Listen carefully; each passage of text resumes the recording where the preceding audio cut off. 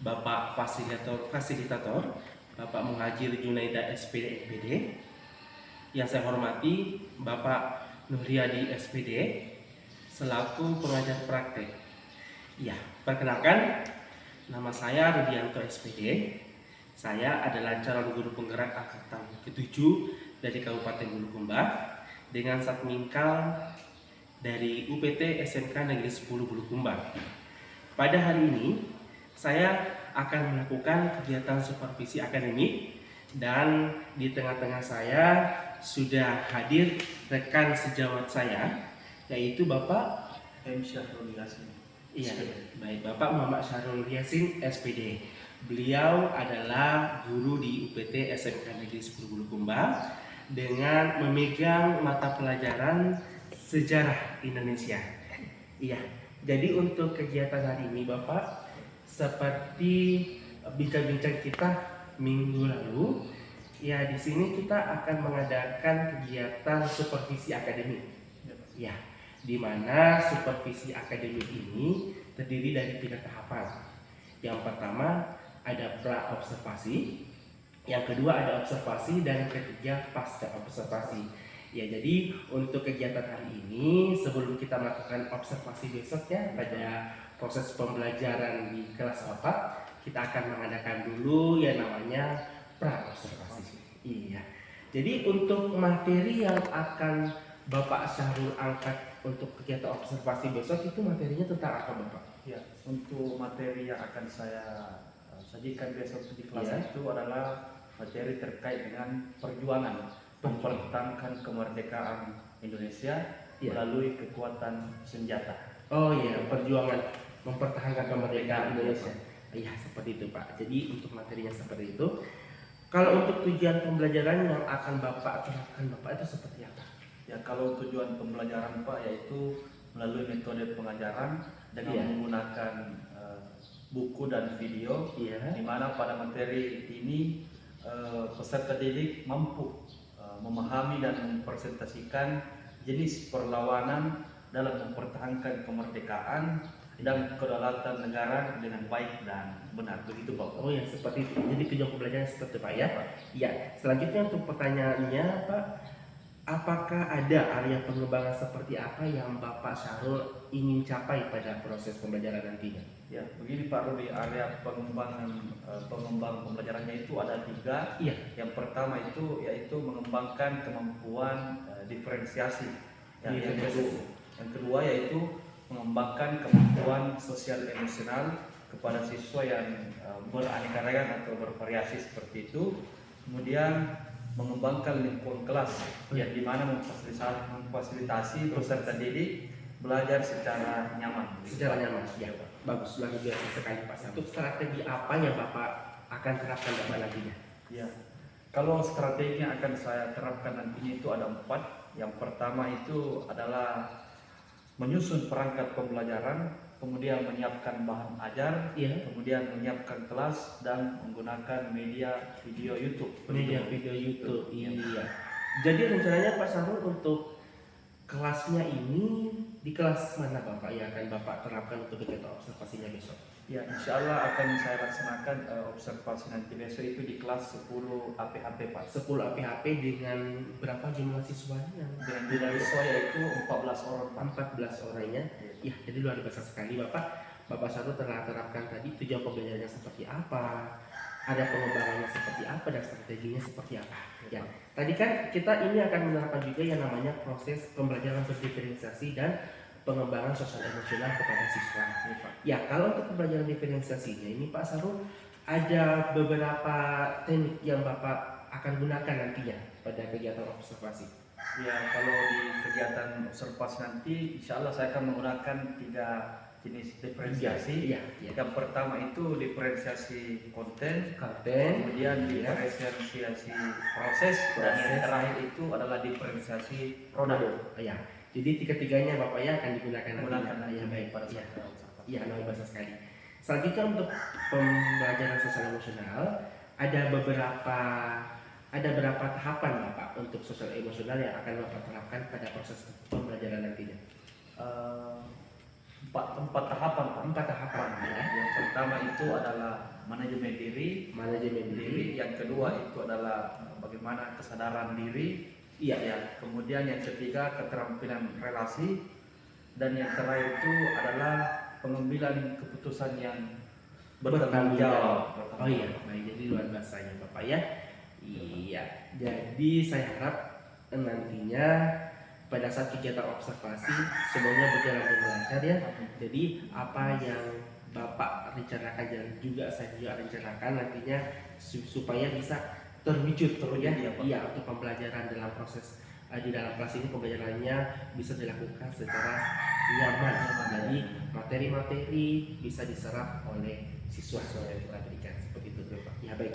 Terima kasih Bapak Syarul atas waktu yang telah diluangkan Bapak ya kepada saya untuk kegiatan pra-observasi. Ya. Jadi besok Bapak siap ya untuk mengadakan observasi di kelas. Iya baik. Kalau begitu saya akhiri dengan ucapan wabillahi taufiq wal hidayah. Assalamualaikum warahmatullahi wabarakatuh. Waalaikumsalam warahmatullahi wabarakatuh. Terima kasih Pak. Terima kasih.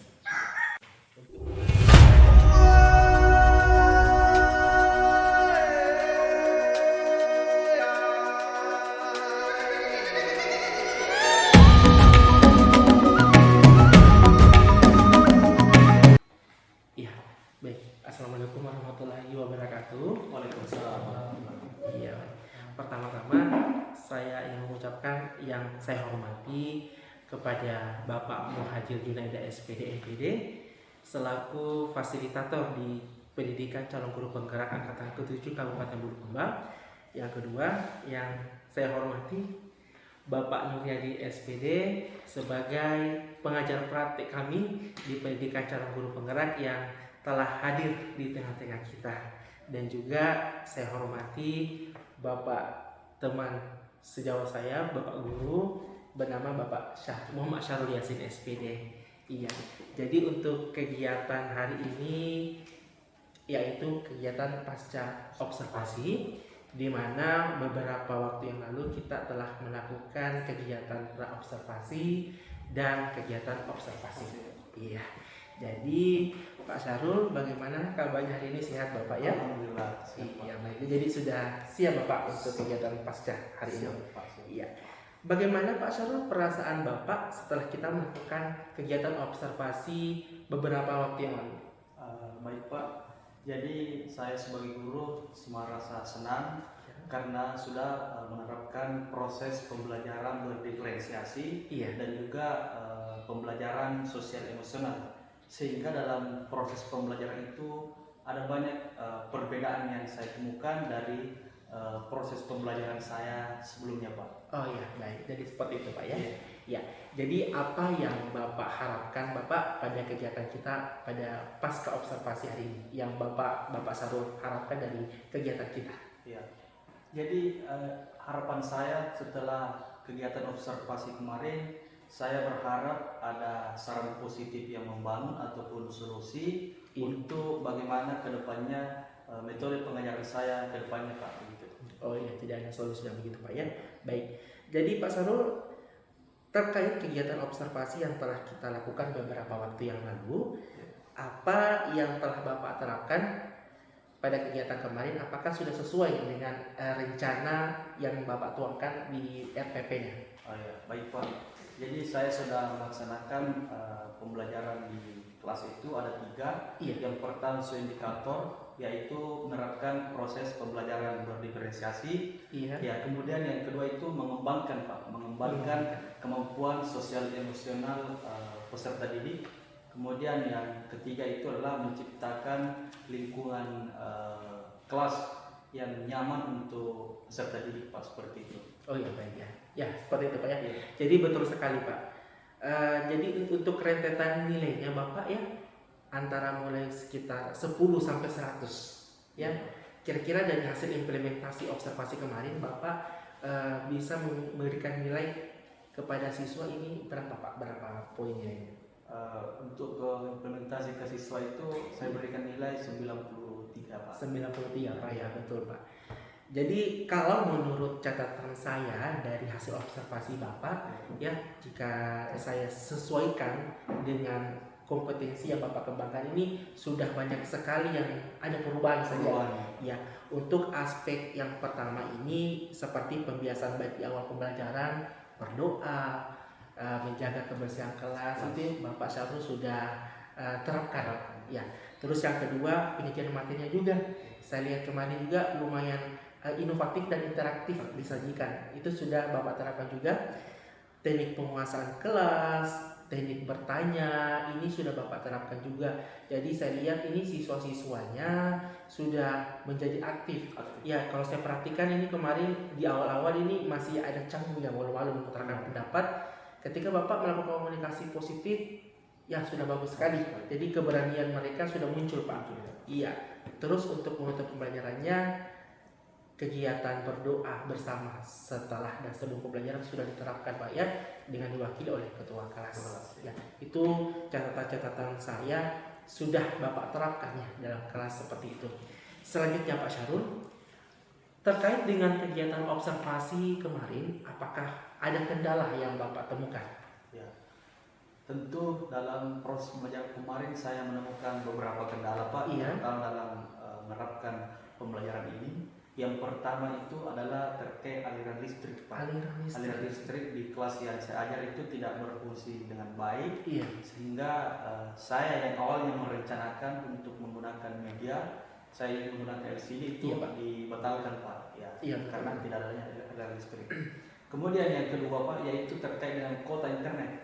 Kuota internet peserta didik, sehingga itu juga yang menghambat peserta didik untuk menyimak video pembelajaran saya melalui YouTube. Ya.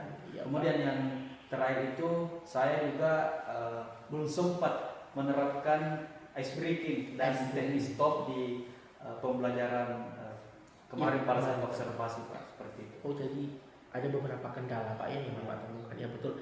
Aliran listriknya memang kemarin terputus, Pak. Iya, itu kendalanya seperti itu.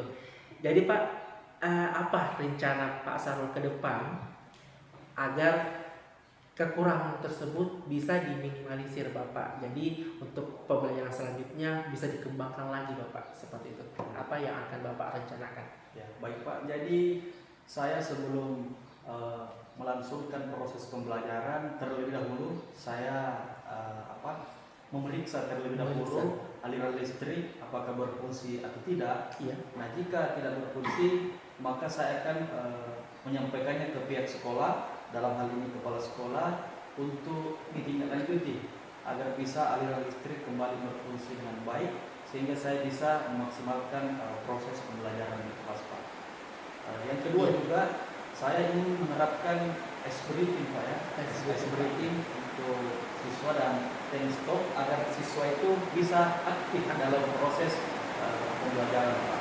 Dan yang terakhir juga yang saya lakukan yaitu memberikan motivasi peserta didik agar terus aktif dalam proses pembelajaran di kelas. Baik, seperti itu. Luar biasa sekali, Bapak, terkait rencana Bapak Syahrul yang akan Bapak terapkan ke depannya, ya. Saya salut sekali. Ya, jadi komitmen Bapak seperti itu, Pak, ya. Komitmennya bagaimana caranya agar proses pembelajaran ini tetap berjalan dengan lancar, ya. Iya. Jadi kedepannya, Pak, saya harap nanti kita tetap bisa menjalin kerjasama lagi, kolaborasi, dan jadi terciptanya pembelajaran yang berpihak kepada murid-murid kita. Ya, kalau begitu Pak Syahrul, terima kasih Bapak atas waktu yang telah diberikan, dan mohon maaf sebelumnya sudah merepotkan bagi lagu Bapak, ya. Iya, baik, kalau begitu saya akhiri. Wabillahi taufiq wal hidayah. Assalamualaikum warahmatullahi wabarakatuh.